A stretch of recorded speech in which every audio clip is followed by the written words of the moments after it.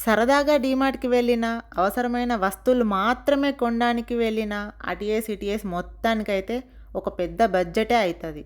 అందుకని ఇంటి దగ్గర నుండే ప్రీ ప్లాన్డ్‌గా ఏమేం కావాలో అవి మాత్రమే లిస్ట్ రాసుకొని వెళ్ళాము. తీరా వెళ్ళాక డీమార్ట్ ఏమో గానీ, మాల్‌లో మాత్రం వినాయకుడిని చూసాక సామాన్లు తర్వాత గూడా కొనొచ్చు, ముందైతే దండం పెట్టుకుందామని వెళ్ళాము.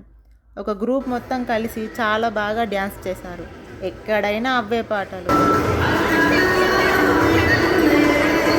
సరేలే మనకెందుకని కొద్దిసేపు చూసి కిందికి వెళ్ళాము. మేము ఏ పని కోసమైతే వచ్చామో ఆ పనే మర్చిపోయినాము.